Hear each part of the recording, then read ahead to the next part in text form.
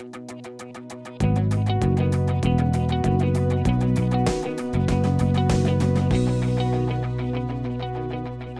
good to be here. I'm excited about our text this morning. For those of you that are visiting with us, maybe you're visiting because you're with family for Thanksgiving, or maybe you're just here checking us out for the first time and a friend invited you. To give you an idea of what we do, every week we gather, we worship, spend a little bit of time praying, and then we dive into the scriptures that we really believe have value for our lives. We dive into the scriptures every week, and we really dig in and look for places where the scriptures intersect with our lives and our hearts and really make meaning out of the life that we're living.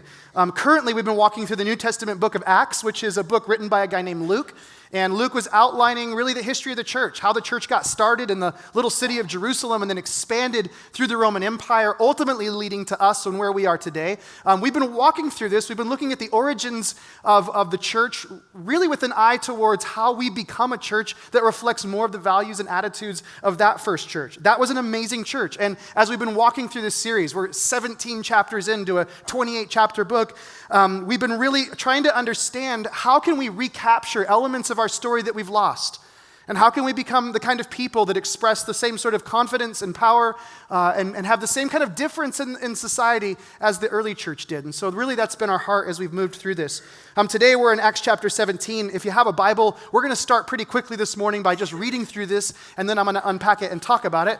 If you don't have a Bible, the words are on the screen, but why don't you join me and let's start by reading in verse 1 of Acts chapter 17. It says this. It says, "Now when they had passed through Amphipolis to Apollonia, they came to Thessalonica, where there was a synagogue of the Jews.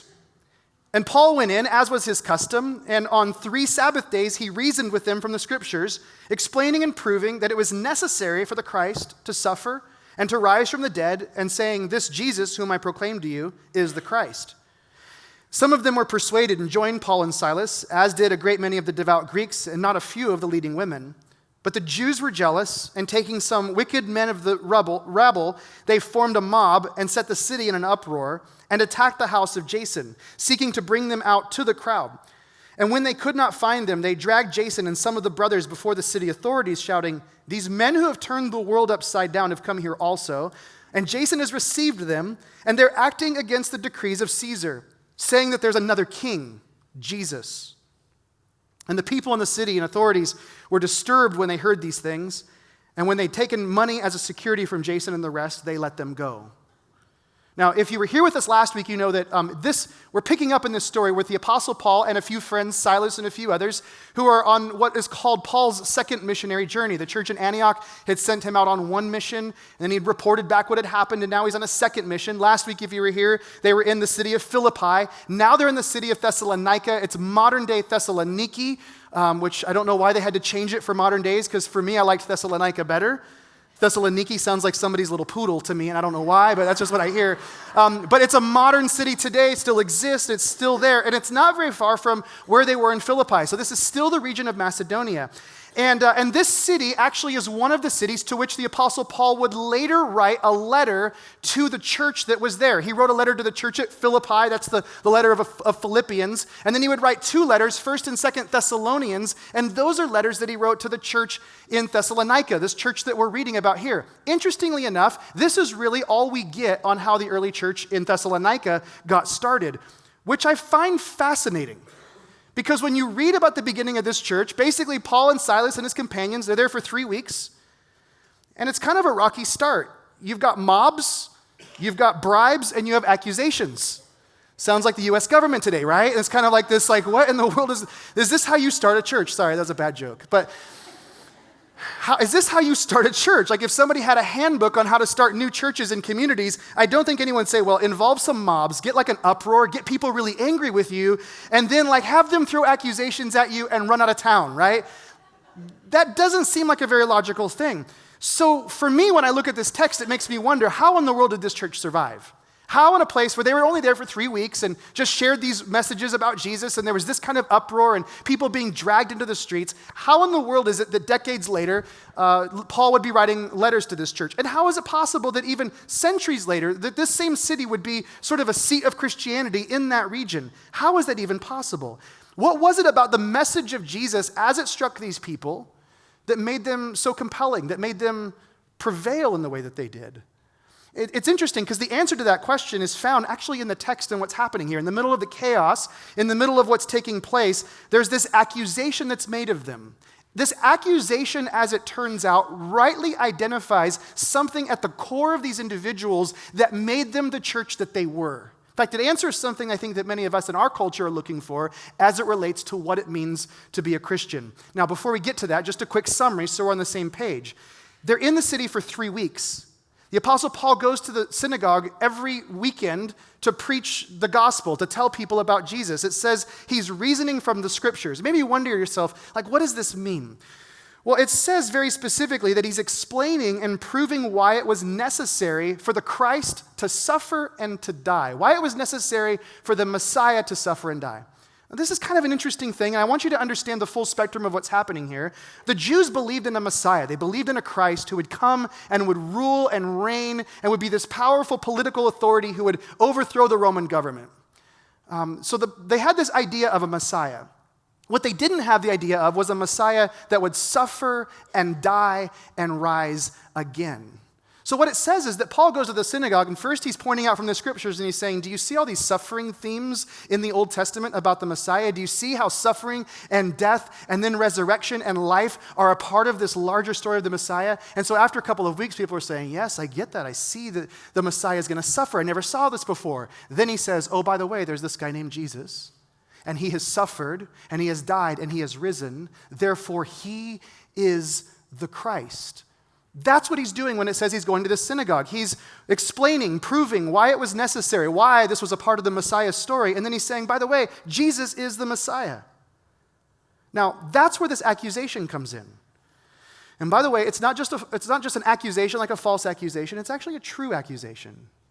What is said about these Christians is true about these Christians. And I think that's something we need to sort of sink our teeth into this morning, is the idea that this truth that is being proclaimed about them is a truth that is accurate. This claim being made of them is something that is true about them. And so what happens is some of these people, as they hear the message of Jesus being the Messiah, some are persuaded, some are not. And then in verse 5 it says that the Jews were jealous and they formed a mob with some of the wicked men of the rabble.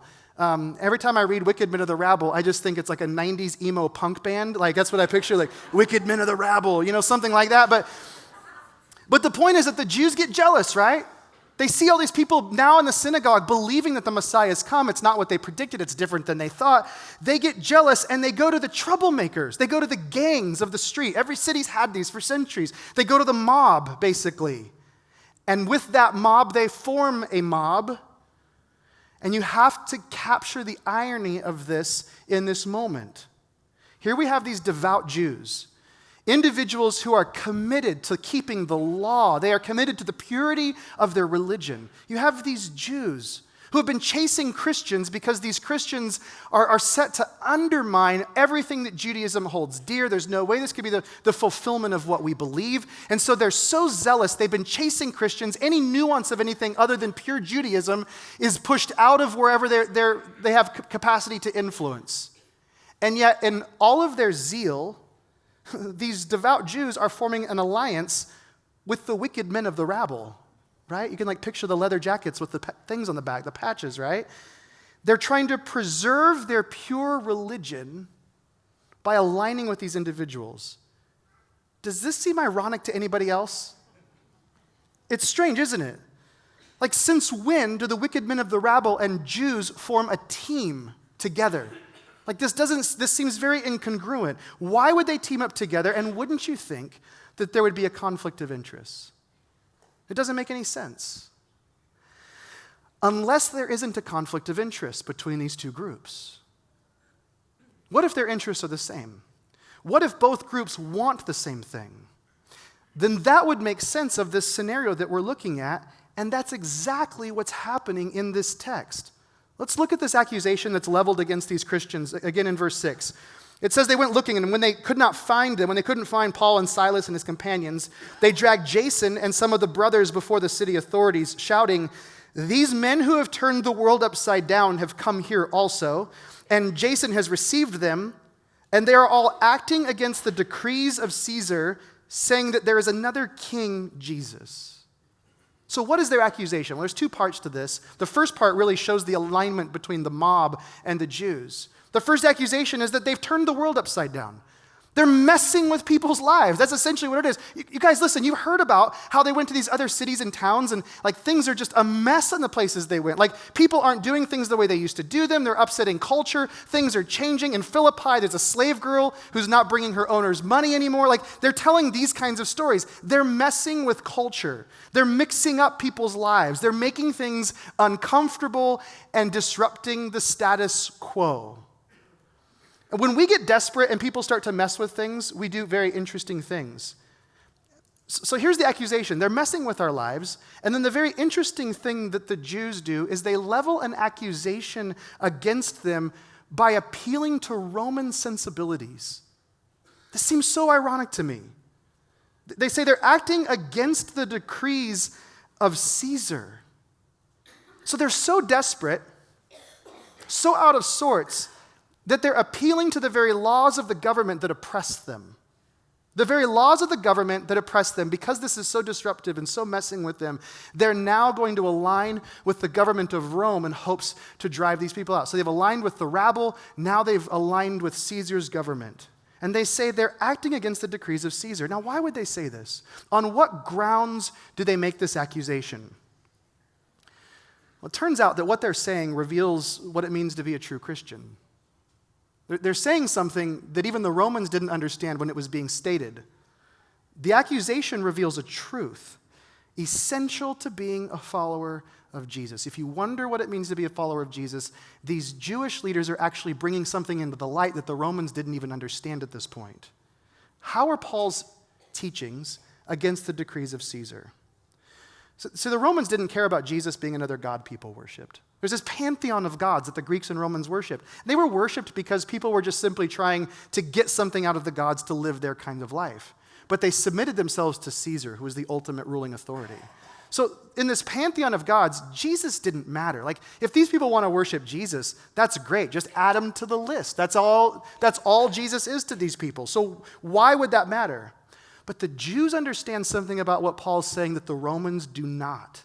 And it's this small nuance that is a shift in all of our thinking that draws a line between what it means to truly follow Jesus and artificially follow Jesus.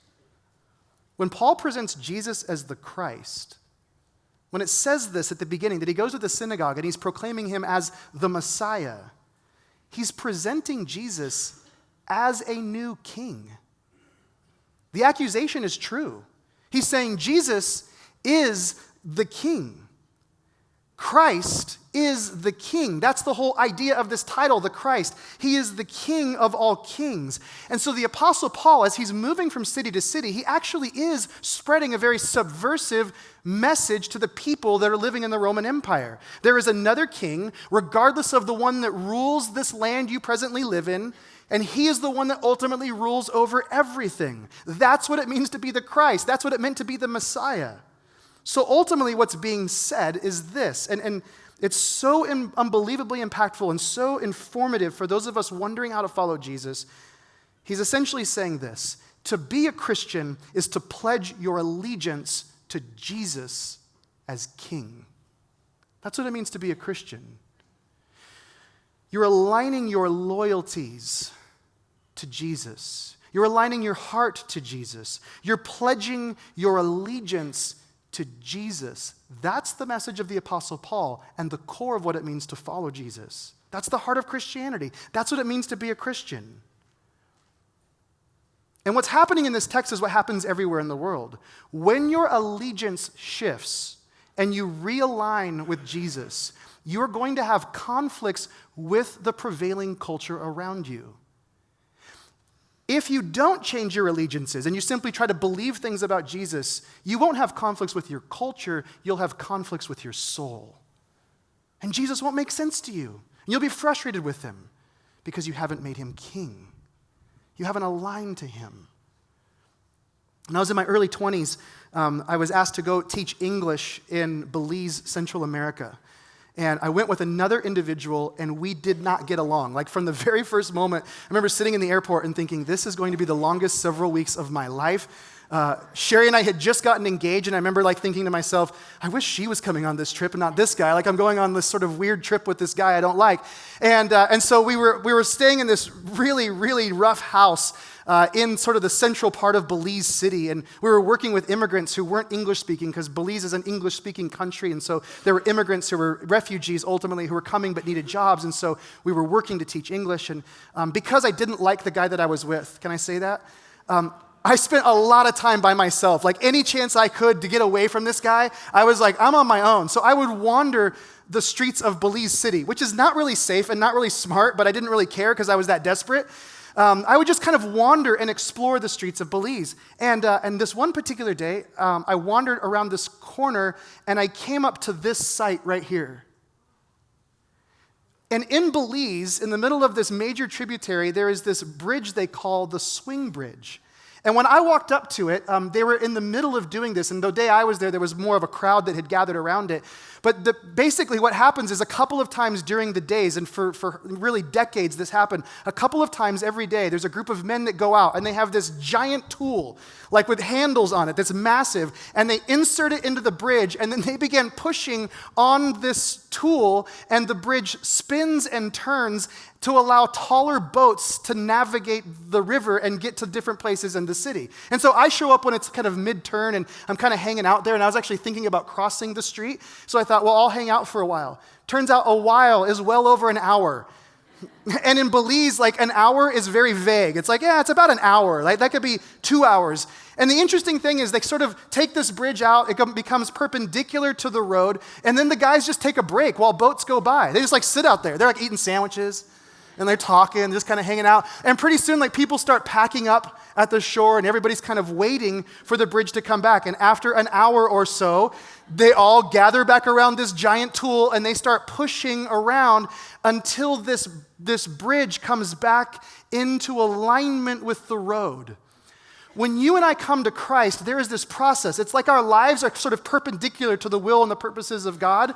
And then through a number of different ways and means, God begins to shape our lives, and we begin to shift so that we become aligned with what He has for us, what He says about us, what is true of our reason for being. There's an alignment process that takes place that is primarily centered on this idea of Jesus being the King. We align with Jesus being the King. Now, this alignment really seems to happen for a lot of people in sort of waves. In fact, there's an interesting thing that Jesus says, where He quotes the Old Testament law.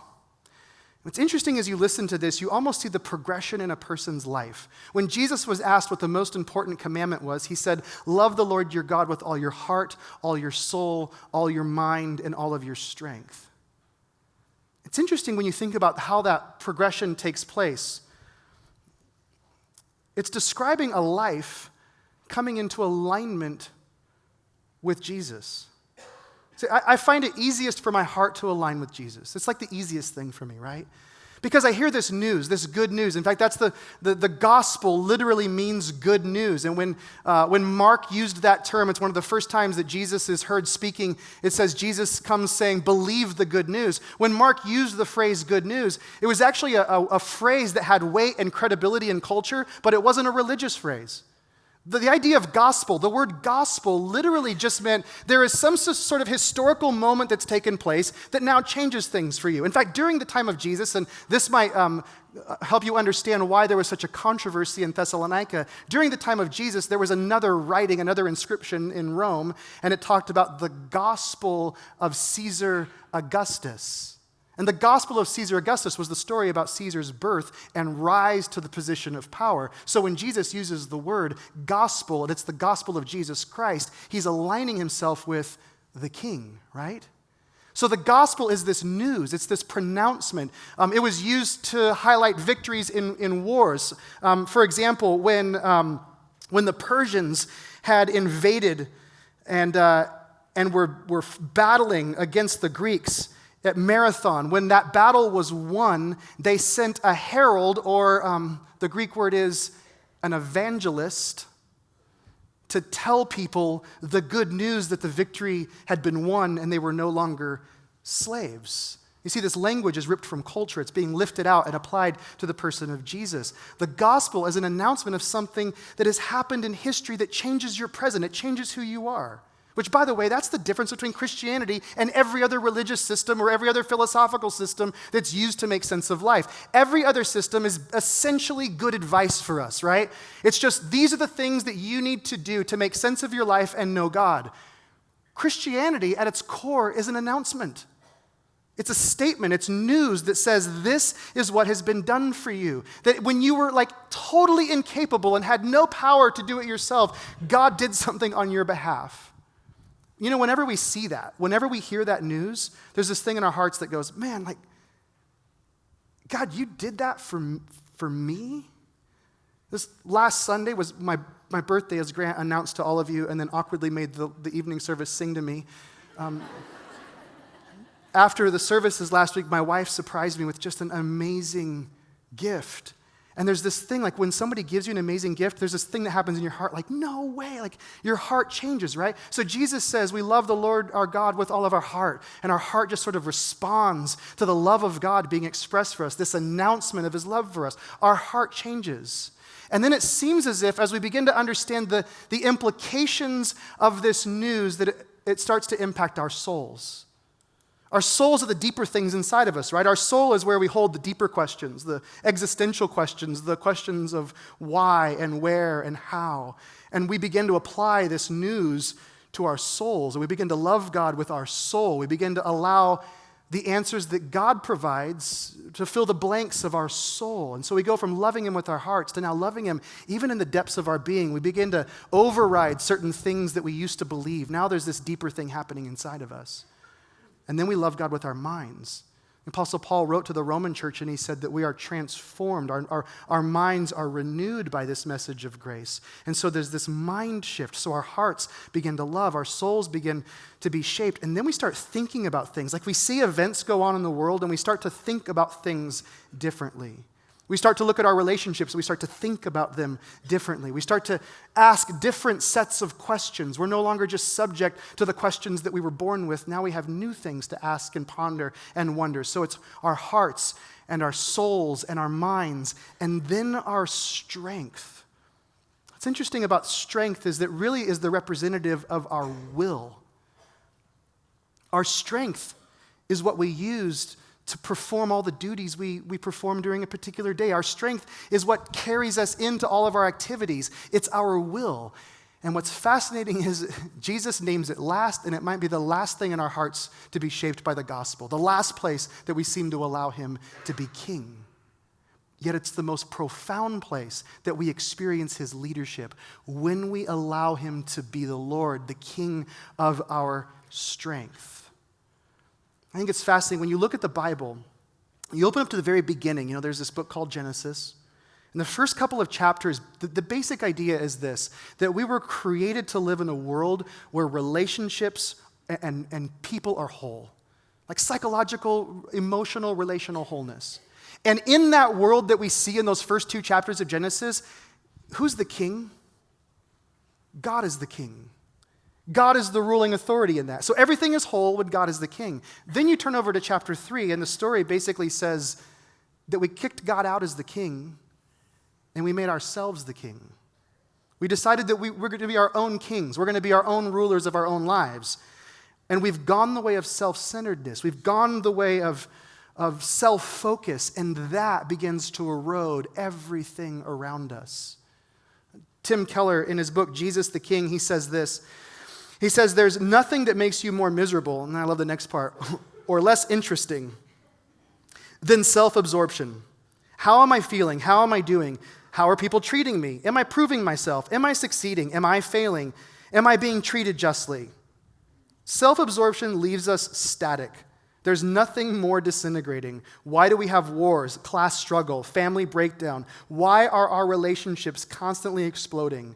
It's the darkness of self-centeredness. When we decide to be our own center, our own king, everything falls apart physically, socially, spiritually, psychologically. See, following, this word following Jesus, this word following is the central activity of the Christian faith because following puts Jesus in a position of authority over us. That's what it means to be a Christian, to make Jesus the king of your heart, your soul, your mind, and your strength. That's why Jesus, he says to Simon and Andrew, he says, come follow me. And what do? At once it says they leave their nets, they leave their jobs, and they follow Jesus. When he calls James and John, they leave behind their father and their friends. Now, if you read on in the gospel, you find out they kept fishing, and they still interacted with their families. But what was Jesus saying when he said, come follow me and leave the nets, come follow me and leave your families? What was he saying? It was still incredibly disruptive. He was disrupting the way they understood and interpreted life. In traditional cultures, you found your identity in one of two places, primarily one, and that was your family. And so when he says leave your family, it is a disruptive message that says, don't find your identity in your family of origin. That's not who you are. That's not what you are. In our individualistic culture, it might be the other way we find our identity, and that's our work, right? It's saying goodbye to our achievement, saying goodbye to our need for public approval. Jesus says, I want priority over all of those things, whether it's your family or whether it's your job, whether it's your education, whatever it is where you find your identity, I want you to find your identity in me first. I want to take priority or precedence over all those things. Jesus basically says this. He says, knowing me, loving me, resembling me, serving me has to become the supreme passion of your life, and everything else becomes second. Now, I think there's this danger. We hear that and we go, okay, isn't that what leads to religious fanaticism or religious extremism? Isn't that? You start listening to this and there's this danger, right? We look at our culture and we say, wait a second, there are a lot of people performing violent acts in our world because of religious extremism. Isn't that what this leads to? Isn't that this? And maybe you don't know somebody that's being violent towards other, but you certainly know somebody who out of religious duty, they're caustic with their words, they're cruel, they're judgmental, they're self-righteous, they wound people abusively with their language. Certainly we know people because of their so-called fanaticism and commitment to Jesus. Is that really what Jesus wants? Is that what we're going to become? Is that the end of this? So what do we do with this? For most of us, this is what we think. We go, well, there's probably two ends of the spectrum. There's sort of, on this end, there's this kind of irreligious end of the spectrum where people are ambivalent towards faith and ambivalent towards God. On the other end, there are these religious fanatics who are bombing cafes in Paris. And what we tell ourselves is, well, I want to be like someplace in the middle. I don't want to be a fanatic, but I also don't want to be faithless. So I'm just going to be moderate. It's like Goldilocks, right? There's this spot in between, and it's going to be just right, where I'm not going to be too extreme, but like I'm going to have enough faith to get me through. I want to be in the middle of this whole thing.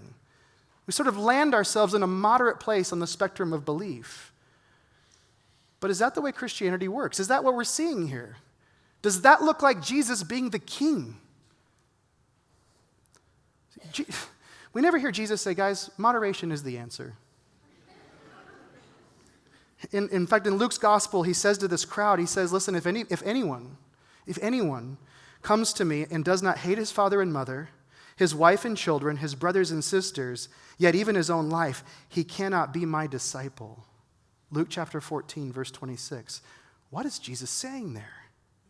Does that sound moderate to you? Jesus says, if anyone comes to me, he doesn't say to the crowd, okay, some of you, I want some of you to be really, really committed. Then the rest of you, just like mediocre, would be fine. No, he says anyone. There's no double standard. If anyone wants to have anything to do with me, you have to hate your father and mother, wife and children, brother and sister, and even your own life, or you can't be my disciple. That's what it means to follow Jesus. And if you've read the Bible, you're probably scratching your head right now saying, wait a second, I thought Jesus said not to hate, and now he's telling me to hate my parents. Which some of you that's easy, right? Or hate your, whatever. There's other people that are easy to hate, right? And Jesus isn't calling us to actively hate these people. It's comparative hate. He's saying, this is the place you found your identity.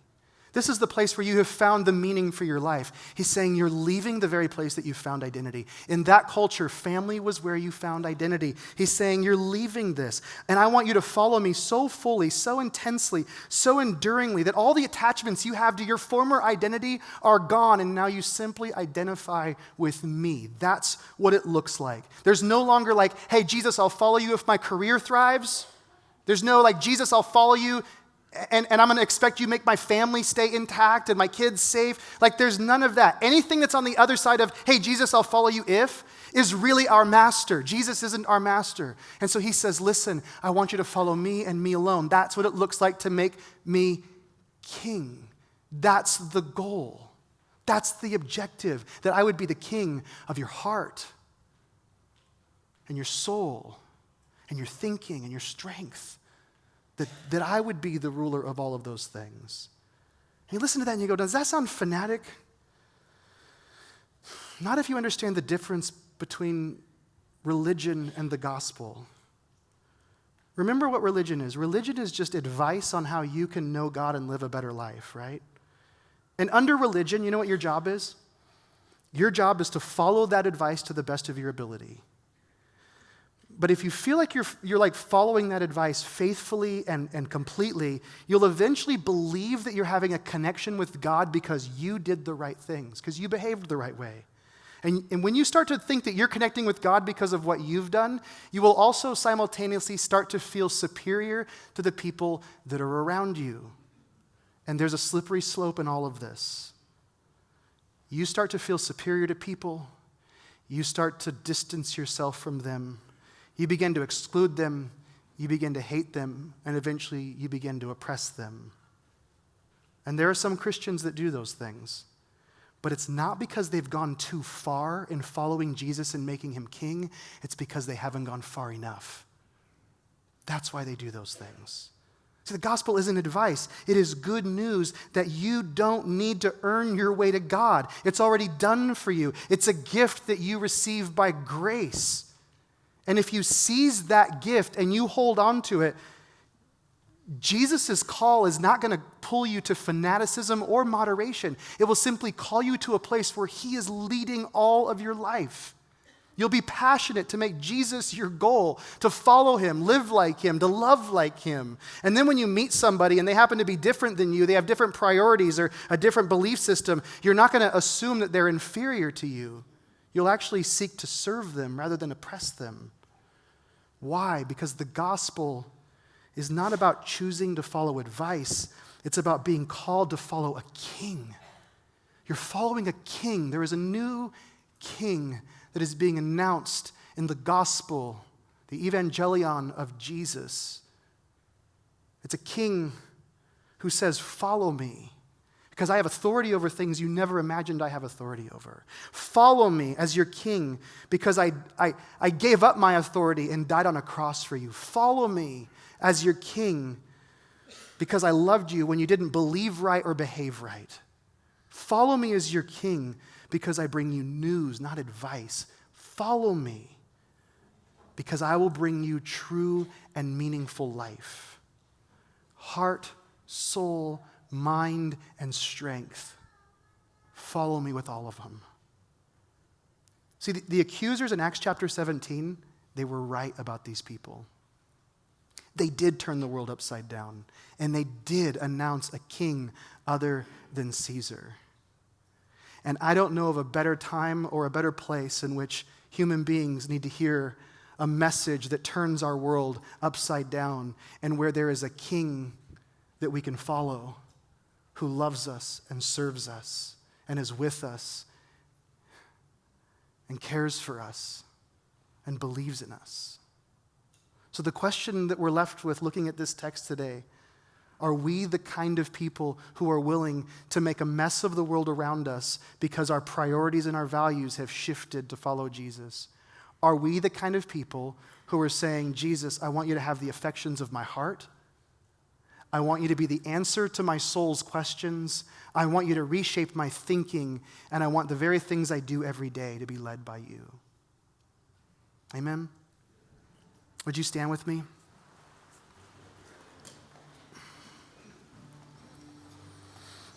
Can we pray together? Lord, I believe this is really tough. I know it's tough for me. It's tough for all of us. Because this undermines the very core premise that we have all been shaped by in our culture, and that is we are the king and we are the center of our universe. And everything about this undermines that idea. But Lord, as difficult as it is to believe it, as difficult as it is to press into it, on the other side of it, there is life and life to the full. So give us the courage today. Give us the power today to dethrone all the other things that are ruling our lives and to place you in the position that you belong and called us to. If we're followers of Jesus, Lord, let us make you king of our hearts and our souls and our mind and our strength. In your name we pray. Amen. Let's close by singing together. This morning, if you want to talk with someone, pray with someone, get advice from someone, there'll be some folks down front to do that with you. And as you go into this week, may you be men and women who turn the world around you upside down. And may you, with your life, with your heart, your soul, your mind, and your strength, may you proclaim that there is another king and his name is Jesus. Amen. Amen. Have an amazing rest of your weekend. We'll see you guys next Sunday. See you later.